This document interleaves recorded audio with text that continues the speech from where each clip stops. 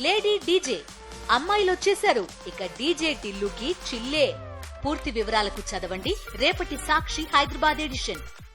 ఒక్కసారిగా వాతావరణంలో వచ్చిన మార్పుల కారణంగా ఉమ్మడి పాలమూరు జిల్లాలో వైరల్ ఫీవర్స్ పెరుగుతున్నాయి. దీంతో రోగులు ఆసుపత్రులకు క్యూ కడుతున్నారు. చలి తీవ్రతతో వృద్ధులు, చిన్నారులు శ్వాసకోశ వ్యాధులతో బాధపడుతున్నారని వైద్యులు చెబుతున్నారు. అయితే ముందస్తు జాగ్రత్తలు తీసుకోవడం వల్ల ఉపశమనం పొందవచ్చని డాక్టర్స్ సూచిస్తున్నారు.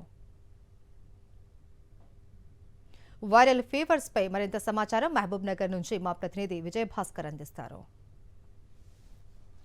రోజు రోజుకు పెరుగుతుండేటువంటి చలి తీవ్రతతో ఉమ్మడి పాలమూరు జిల్లా వ్యాప్తంగా జనాలు బెంబేలెత్తేటువంటి పరిస్థితి ఉంది. ముఖ్యంగా జిల్లా వ్యాప్తంగా ఈ యొక్క చలికి అనేక మంది ఇటు వృద్ధులు కానీ తర్వాత చిన్నపిల్లలు కానీ అనారోగ్యం బారిన పడి ఆసుపత్రులకు పెద్ద ఎత్తున తరలి వస్తున్నారు. ప్రస్తుతం మనం మహబూబ్నగర్ జిల్లా కేంద్రంలో ఉండేటువంటి జనరల్ ఆసుపత్రిలో చికిత్స పొందుతుండేటువంటి యొక్క రోగులను దృశ్యాలను చూస్తున్నాం.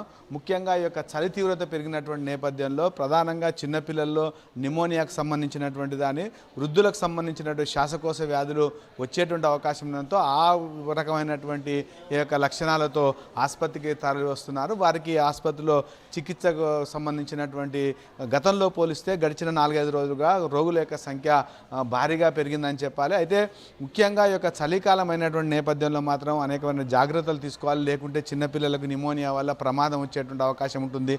వృద్ధులు కూడా కొంత చలి తీవ్రతకు ఏజ్ ఎక్కువైనట్టయితే వాళ్ళకు కూడా ప్రాణాపాయం ఉండేటువంటి అవకాశం ఉంటుంది. కాబట్టి వెంటనే ఆసుపత్రికి రావాలనేటువంటి విధంగా చెప్తున్నారు. గతంతో పోలిస్తే వచ్చినటువంటి యొక్క కేసులు ఏవైతున్నాయో ఆ కేసులకు సంబంధించినటువంటి వాటి విషయంలో ఎప్పటికప్పుడు టెస్టులకు సంబంధించింది కానీ తర్వాత మిగతా వాటికి సంబంధించినటువంటి విషయంలో ఎక్కడ కూడా ఇబ్బంది లేదనే విధంగా వైద్యులు చెప్తున్నారు. ప్రస్తుతం మన ఆసుపత్రికి సంబంధించినటువంటి సూపరింటెండెంట్ సంపత్ కుమార్ గారు ఉన్నారు. వాళ్ళని అడిగి తెలుసుకుందాం. సార్ చెప్పండి, ఈ మధ్యకాలంలో మళ్ళీ ఒక వైరల్ ఫీవర్స్ కానీ తర్వాత చలి తీవ్రత వల్ల దగ్గు, జలుబు అట్లాంటి వాటి వల్ల పెద్ద ఎత్తున ఆసుపత్రికి రోగులు వస్తున్నట్టుంది. ఎట్లా ఉంది? ఏ రకమైన ట్రీట్మెంట్ అది చేయబోతున్నా?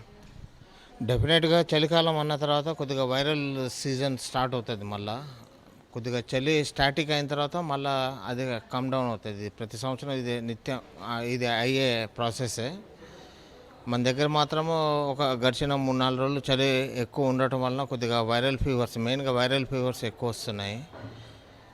ఈ వైరల్ ఫీవర్స్ కోసం మన దగ్గర అన్ని ట్రీట్మెంట్ అయితే ప్రతిదీ మన దగ్గర ఇబ్బంది ఏం లేదు. మందులు సరఫరా బ్రహ్మాండంగా ఉన్నది మన దగ్గర. పరీక్షలు కూడా అవసరం కొద్దీ, ఏం పరీక్షలు అవసరం కొద్దీ డెఫినెట్గా అన్ని కిట్లు అవన్నీ అరేంజ్మెంట్ అన్నీ 100% ఉన్నాయి మన దగ్గర. ఇబ్బంది ఏం లేదు. రెండోది ఏమంటే కొద్దిగా ఈ చలికాలంలో మనకు ఏమంటే కొద్దిగా వైరల్ ఇన్ఫెక్షన్ తీవ్రత ఎక్కువ ఉంటుంది. దానివల్ల పిల్లలకు కానీ పెద్దోళ్ళకి కానీ న్యూమోనియా రావటము, లోబార్ న్యూమోనియా అంటాము, రావటము అవన్నీ అవుతుంది. దీనికోసం మనం కొద్దిగా చలికాలం ఉంది కాబట్టి ప్రికాషన్స్ తీసుకుంటే ఇవన్నీ ఇబ్బందులు మనకు రాకుండా we can prevent it. Diseases we can prevent it.